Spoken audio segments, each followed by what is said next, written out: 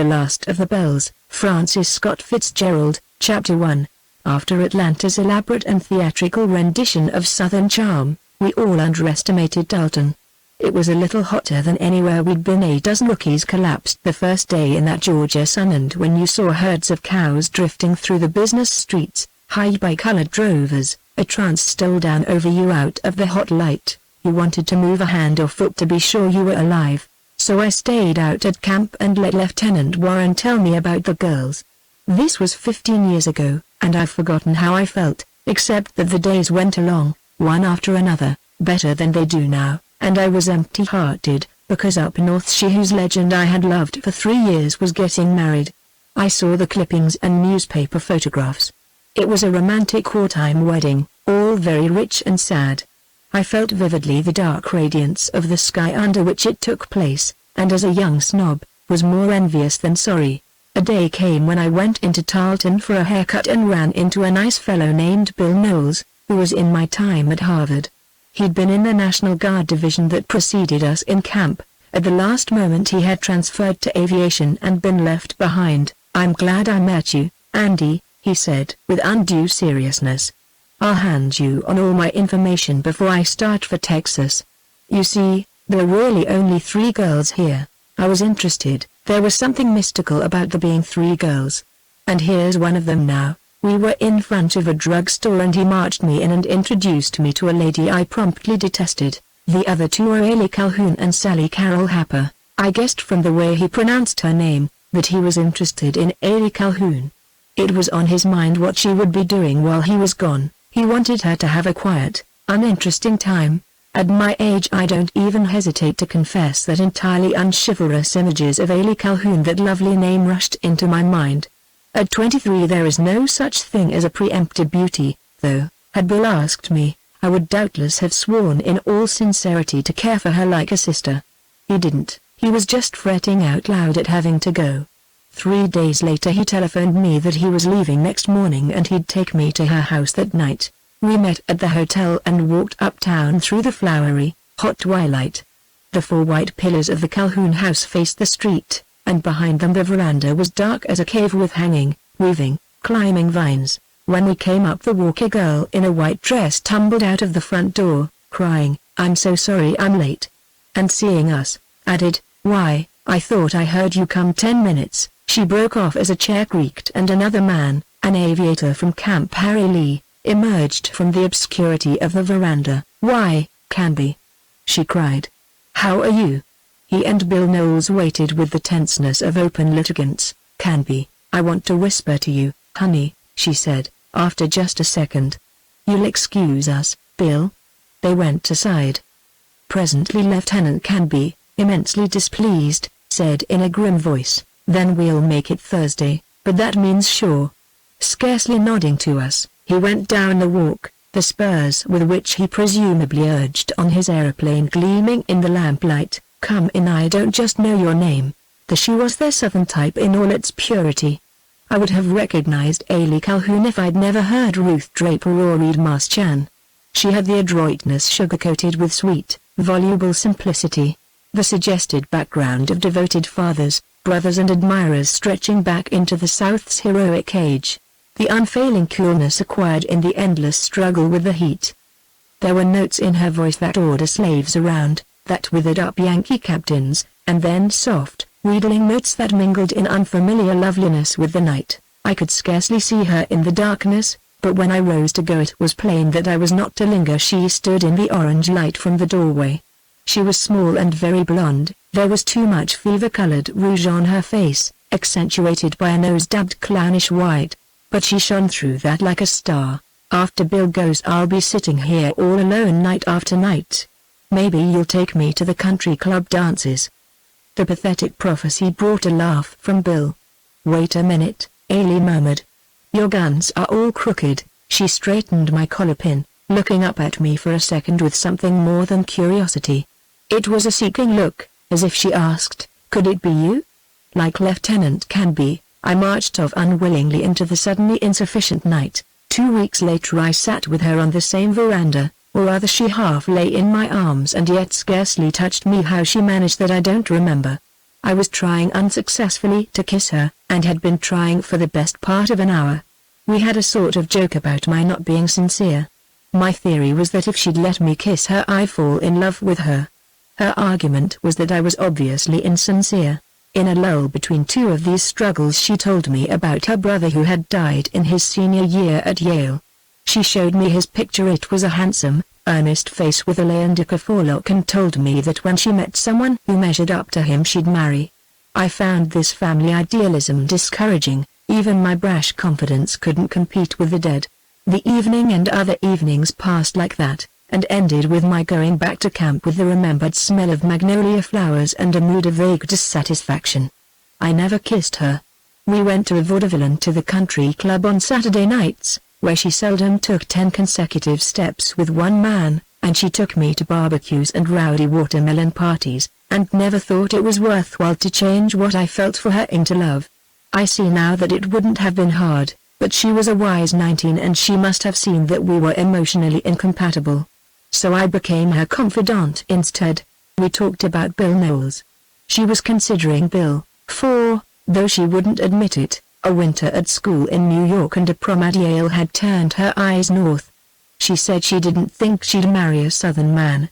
And by degrees I saw that she was consciously and voluntarily different from these other girls who sang nigger songs and shot craps in the country club bar.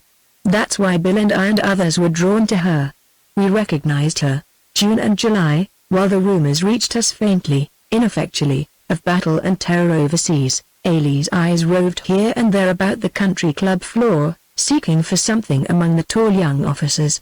She attached several, choosing them with unfailing perspicacity save in the case of Lieutenant Canby, whom she claimed to despise, but, nevertheless, gave dates to because he was so sincere and reapportioned her evenings among us all summer. One day she broke all her dates. Bill Knowles had leave and was coming. We talked of the event with scientific impersonality. Would he move her to a decision? Lieutenant Canby, on the contrary, wasn't impersonal at all, made a nuisance of himself. He told her that if she married Knowles he was going to climb up 6,000 feet in his aeroplane, shut off the motor and let go. He frightened her. I had to yield him my last date before Bill came. On Saturday night she and Bill Knowles came to the country club. They were very handsome together and once more I felt envious and sad. As they danced out on the floor the three-piece orchestra was playing After You've Gone, in a poignant incomplete way that I can hear yet, as if each bar were trickling off a precious minute of that time. I knew then that I had grown to love Tarleton, and I glanced about half in panic to see if some face wouldn't come in for me out of that warm, singing, outer darkness that yielded up couple after couple in organdy and olive drab. It was a time of youth and war, and there was never so much love around. When I danced with Ailey she suddenly suggested that we go outside to a car. She wanted to know why didn't people cut in on her tonight? Did they think she was already married? Are you going to be? I don't know, Andy. Sometimes, when he treats me as if I were sacred, it thrills me. Her voice was hushed and far away. And then, she laughed. Her body, so frail and tender, was touching mine, her face was turned up to me, and there, suddenly, with Bill Knowles 10 yards off, I could have kissed her at last. Our lips just touched experimentally, then an aviation officer turned a corner of the veranda near us, peered into our darkness and hesitated. Ailey, yes, you heard about this afternoon? What? She leaned forward, tenseness already in her voice. Horace Canby crashed. He was instantly killed. She got up slowly and stepped out of the car. You mean he was killed? She said, yes. They don't know what the trouble was. His motor, OHH. Her rasping whisper came through the hands suddenly covering her face. We watched her helplessly as she put her head on the side of the car, gagging dry tears. After a minute I went for Bill, who was standing in the stag line, searching anxiously about for her, and told him she wanted to go home. I sat on the steps outside. I had disliked Canby, but his terrible, pointless death was more real to me then than the day's toll of thousands in France. In a few minutes Ailey and Bill came out. Ailey was whimpering a little, but when she saw me her eyes flexed and she came over swiftly. Andy, she spoke in a quick, low voice. Of course you must never tell anybody what I told you about Canby yesterday. What he said, I mean, Of course not. She looked at me a second longer as if to be quite sure. Finally she was sure. Then she sighed in such a quaint little way that I could hardly believe my ears, and her brow went up in what can only be described as mock despair. Andy, I looked uncomfortably at the ground, aware that she was calling my attention to her involuntarily disastrous effect on men. "Good night, Andy," called Bill as they got into a taxi. "Good night," I said, and almost added, "You poor fool." Chapter 2. Of course I should have made one of those fine moral decisions that people make in books, and despised her. On the contrary, I don't doubt that she could still have had me by raising her hand. A few days later she made it all right by saying wistfully, "I know you think it was terrible of me to think of myself at a time like that, but it was such a shocking coincidence. At 23 I was entirely unconvinced about anything, except that some people were strong and attractive and could do what they wanted, and others were caught and disgraced. I hoped I was of the former. I was sure Ailey was. I had to revise other ideas about her.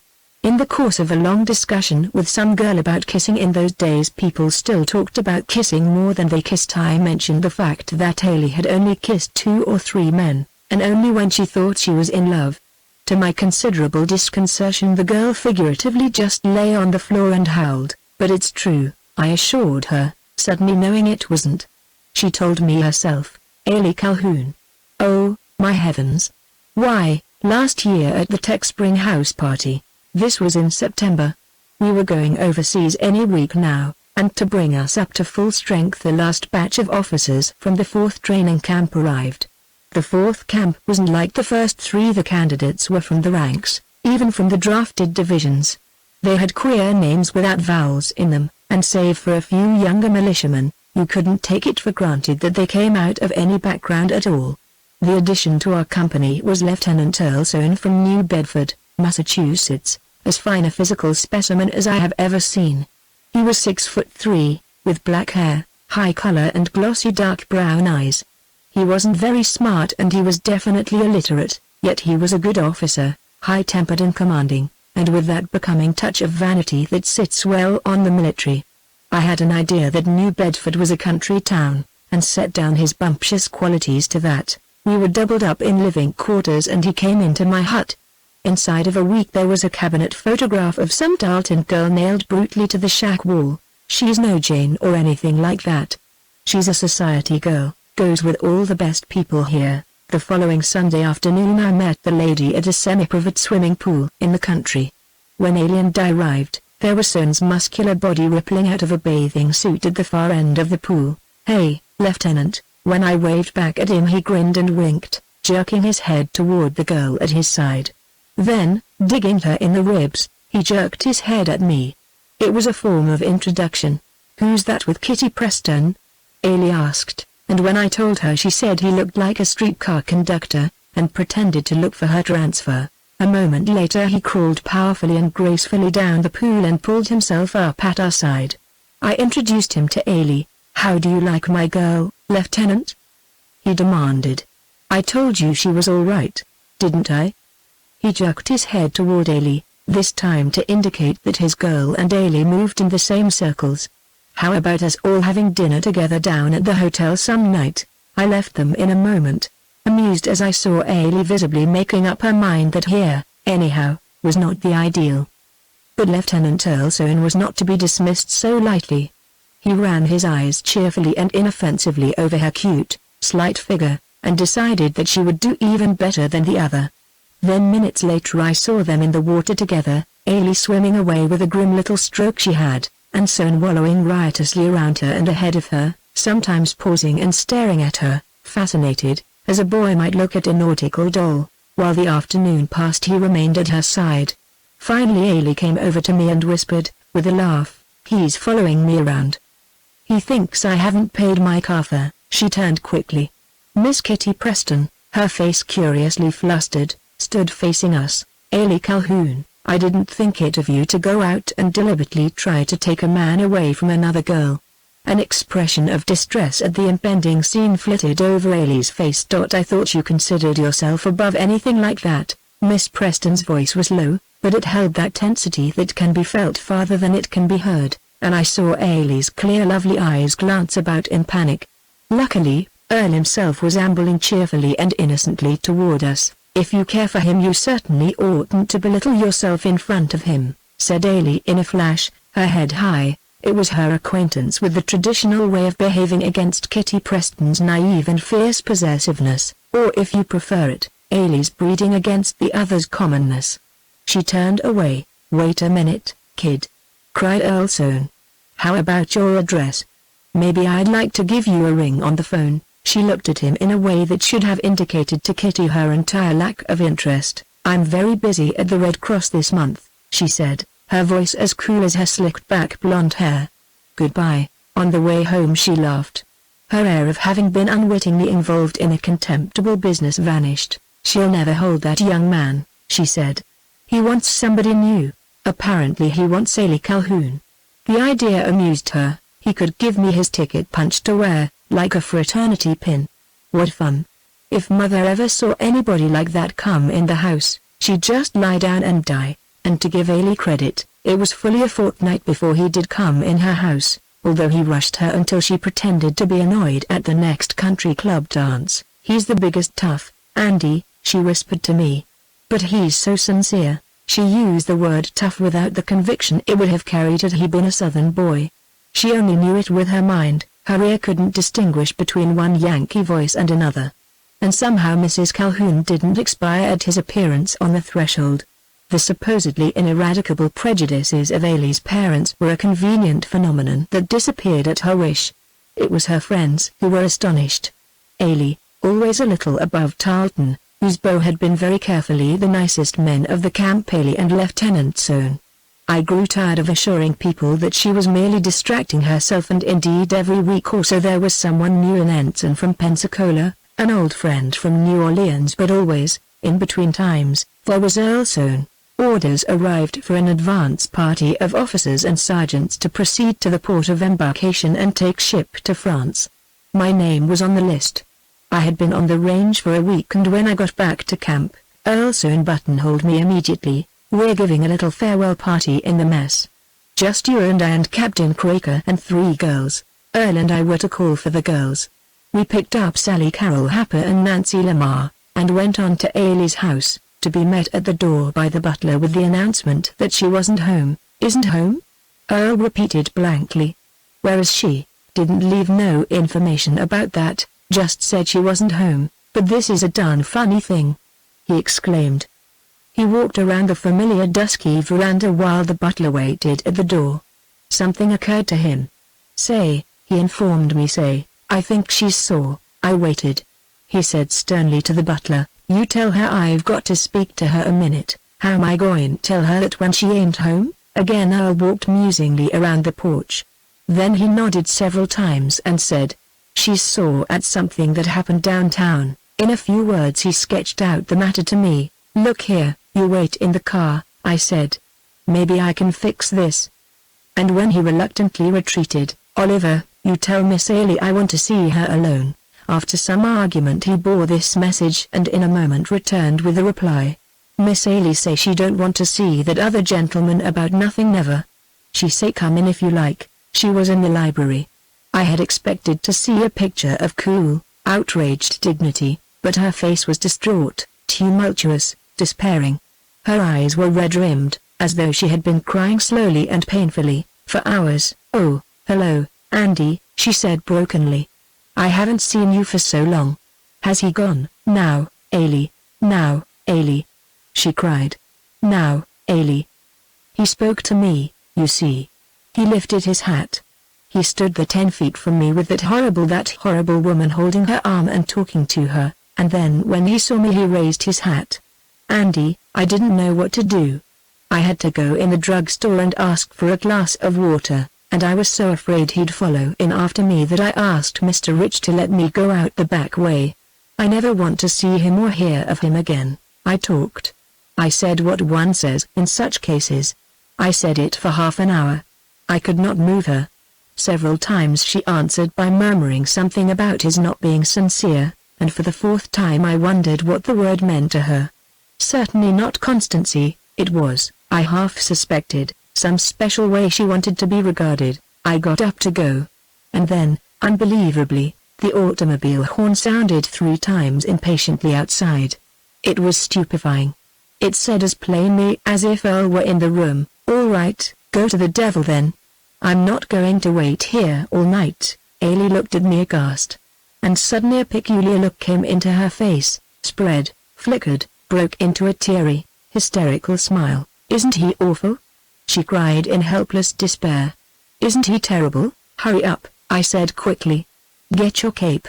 This is our last night," and I can still feel that last night vividly, the candlelight that flickered over the rough boards of the mess shack, over the frayed paper decorations left from the Supple Lee Company's party, the sad mandolin down a company street that kept picking my Indiana home out of the universal nostalgia of the departing summer.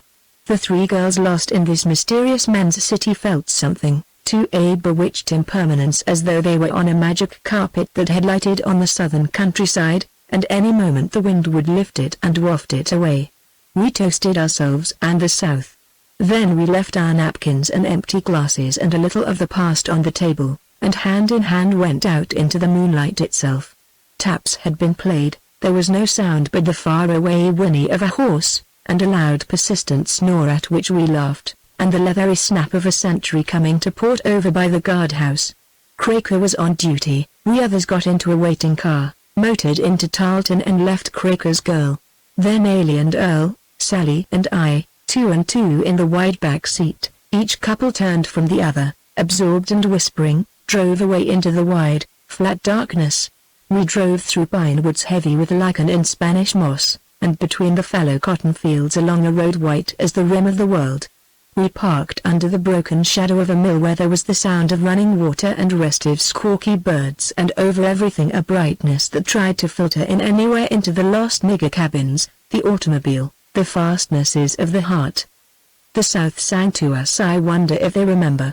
I remember the cool pale faces, the somnolent amorous eyes and the voices. "Are you comfortable?" "Yes." "Are you?" "Are you sure you are?" "Yes." Suddenly we knew it was late and there was nothing more. We turned home. Our detachment started for Camp Mills next day, but I didn't go to France after all. We passed a cold month on Long Island, marched aboard a transport with steel helmets slung at our sides and then marched off again. There wasn't any more war. I had missed the war. When I came back to Tarleton I tried to get out of the army, but I had a regular commission and it took most of the winter. But Elson was one of the first to be demobilized. He wanted to find a good job while the picking was good. Ailey was noncommittal, but there was an understanding between them that he'd be back. By January the camps, which for 2 years had dominated the little city, were already fading. There was only the persistent incinerator smell to remind one of all that activity and bustle. What life remained centered bitterly about Divisional Headquarters building, with the disgruntled regular officers who had also missed the war. And now the young men of Tarleton began drifting back from the ends of the earth, some with Canadian uniforms, some with crutches or empty sleeves. A returned battalion of the National Guard paraded through the streets with open ranks for their dead, and then stepped down out of romance forever and sold you things over the counters of local stores. Only a few uniforms mingled with the dinner coats at the country club dance. Just before Christmas, Bill Mills arrived unexpectedly one day and left the next. Either he gave Ailey an ultimatum or she had made up her mind at last. I saw her sometimes when she wasn't busy with returned heroes from Savannah and Augusta, but I felt like an outmoded survival, and I was. She was waiting for Elson with such a vast uncertainty that she didn't like to talk about it. 3 days before I got my final discharge he came.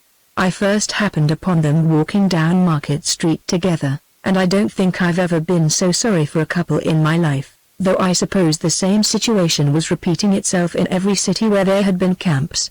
Exteriorly Earl had about everything wrong with him that could be imagined. His hat was green, with a radical feather, his suit was slashed and braided in a grotesque fashion that national advertising and the movies have put an end to. Evidently he had been to his old barber, for his hair bloused neatly on his pink, shaved neck. It wasn't as though he had been shiny and poor, but the background of Milltown dance halls and outing clubs flamed out at you, or rather flamed out at Ailey. For she had never quite imagined the reality. In these clothes even the natural grace of that magnificent body had departed. At first he boasted of his fine job, it would get them along all right until he could see some easy money. But from the moment he came back into her world on its own terms he must have known it was hopeless. I don't know what Ailey said or how much her grief weighed against her stupefaction. She acted quickly 3 days after his arrival. Earl and I went north together on the train. "Well, that's the end of that," he said moodily. "She's a wonderful girl, but too much of a highbrow for me. I guess she's got to marry some rich guy that'll give her a great social position. I can't see that stuck-up sort of thing." And then, later, she said to come back and see her in a year, "But I'll never go back. This aristocrat stuff is all right if you got the money for it, but it wasn't real," he meant to finish. The provincial society in which he had moved with so much satisfaction for 6 months already appeared to him as affected, judish and artificial. "Say, did you see what I saw getting on the train?" he asked me after a while. "2 wonderful Janes, all alone. What do you say we mosey into the next car and ask them to lunch? I'll take the one in blue." Halfway down the car he turned around suddenly. "Say, Andy," he demanded, frowning, "one thing, how do you suppose she knew I used to command a streetcar? I never told her that." Search me. Chapter 3. This narrative arrives now at one of the big gaps that stared me in the face when I began. For 6 years, while I finished at Harvard Law and built commercial aeroplanes and backed a pavement block that went gritty under trucks, Ailey Calhoun was scarcely more than a name on a Christmas card, something that blew little in my mind on warm nights when I remember the magnolia flowers. Occasionally an acquaintance of army days would ask me, what became of that blonde girl who was so popular? But I didn't know. I ran into Nancy Lamar at the Montmartre in New York one evening and learned that Ailey had become engaged to a man in Cincinnati, had gone north to visit his family and then broken it off. She was lovely as ever and there was always a heavy beau or two. But neither Bill Knowles nor Earl Sohn had ever come back. And somewhere about that time I heard that Bill Knowles had married a girl he met on a boat. You are not much of a patch to mend 6 years with. Oddly enough, a girl seen at twilight in a small Indiana station started me thinking about going south. The girl, in stiff pink organdy, threw her arms about a man who got off our train and hurried him to a waiting car, and I felt a sort of pang. It seemed to me that she was bearing him off into the lost midsummer world of my early 20s, where time had stood still and charming girls, dimly seen like the past itself, still loitered along the dusky streets. I suppose that poetry is a northern man's dream of the South. But it was months later that I sent off a wire to Ailey, and immediately followed it to Dalton. It was July. The Jefferson Hotel seemed strangely shabby and stuffy. A Boosters Club burst into intermittent song in the dining room that my memory had long dedicated to officers and girls. I recognized the taxi driver who took me up to Ailey's house, but his "sure, I do, Lieutenant," was unconvincing. I was only one of 20,000. It was a curious 3 days. I suppose some of Ailey's first young luster must have gone the way of such mortal shining, but I can't bear witness to it. She was still so physically appealing that you wanted to touch the personality that trembled on her lips. No, the change was more profound than that. At once I saw she had a different line. The modulations of pride, the vocal hints that she knew the secrets of a brighter, finer antebellum day, were gone from her voice. There was no time for them now as it rambled on in the half-laughing, half-desperate banter of the newer South. And everything was swept into this banter in order to make it go on and leave no time for thinking the present, the future, herself, me. We went to a rowdy party at the house of some younger married people, and she was the nervous, glowing center of it. After all, she wasn't 18, and she was as attractive in her role of reckless clown as she had ever been in her life. "Have you heard anything from Earl Sohn?" I asked her the second night, on our way to the country club dance. "No." She was serious for a moment. "I often think of him." He was the She hesitated. "Go on." I was going to say the man I loved most, but that wouldn't be true. I never exactly loved him, or I'd have married him any old how, wouldn't I? She looked at me questioningly. At least I wouldn't have treated him like that. It was impossible. "Of course," she agreed uncertainly. Her mood changed, she became flippant. How the Yankees did deceive us poor little Southern girls. Me. When we reached the country club she melted like a chameleon into the to me unfamiliar crowd. There was a new generation upon the floor, with less dignity than the ones I had known, but none of them were more a part of its slazy, feverish essence than Ailey. Possibly she had perceived that in her initial longing to escape from Tarleton's provincialism she had been walking alone, following a generation which was doomed to have no successors. Just where she lost the battle, waged behind the white pillars of her veranda, I don't know. But she had guessed wrong, missed out somewhere. Her wild animation, which she even now called enough men around her to rival the entourage of the youngest and freshest, was an admission of defeat. I left her house, as I had so often left it that vanished June, in a mood of vague dissatisfaction. It was hours later, tossing about my bed in the hotel, that I realized what was the matter. What had always been the matter. I was deeply and incurably in love with her. In spite of every incompatibility, she would always be to me, the most attractive girl I had ever known. I told her so next afternoon. It was one of those hot days I knew so well, and Ailey sat beside me on a couch in the darkened library. "Oh, no, I couldn't marry you," she said, almost frightened. "I don't love you that way at all. I never did. And you don't love me. I didn't mean to tell you now, but next month I'm going to marry another man. We're not even announcing it, because I've done that twice before." Suddenly it occurred to her that I might be hurt. "Andy, you just had a silly idea, didn't you? You know I couldn't ever marry a northern man." "Who is he?" I demanded. "A man from Savannah. Are you in love with him?" "Of course I am." We both smiled. "Of course I am. What are you trying to make me say?" There were no doubts, as there had been with other men. She couldn't afford to let herself have doubts. I knew this because she had long ago stopped making any pretensions with me. This very naturalness, I realized, was because she didn't consider me as a suitor. Beneath her mask of an instinctive thoroughbred she had always been onto herself, and she couldn't believe that anyone not taken into the point of uncritical worship could really love her. That was what she called being sincere. She felt most security with men like Canby and Earl Soane, who were incapable of passing judgments on the ostensibly aristocratic heart. "All right," I said, as if she had asked my permission to marry. "Now, would you do something for me?" "Anything. Ride out to camp, but there's nothing left there." "Honey, I don't care." We walked downtown. The taxi driver in front of the hotel repeated her objection. "Nothing there now, Cap. Never mind. Go there anyhow." 20 minutes later he stopped on a wide unfamiliar plain powdered with new cotton fields and marked with isolated clumps of pine. "Like to drive over yonder where you see the smoke?" asked the driver. "That's the new state prison." "No. Just drive along this road. I want to find where I used to live." An old race course, inconspicuous in the camp's day of glory, had reared its dilapidated grandstand in the desolation. I tried in vain to orient myself. "Go along this road past that clump of trees, and then turn right." "No, turn left," he obeyed, with professional disgust. "You won't find a single thing, darling," said Ailey. The contractors took it all down. We rode slowly along the margin of the fields. "It might have been here, all right." "I want to get out," I said suddenly. I left Ailey sitting in the car, looking very beautiful with the warm breeze stirring her long, curly bob. "It might have been here. That would make the company streets down there and the mess shack, where we dined that night, just over the way." The taxi driver regarded me indulgently while I stumbled here and there in the knee-deep underbrush, looking for my youth in a clapboard or a strip of roofing or a rusty tomato can.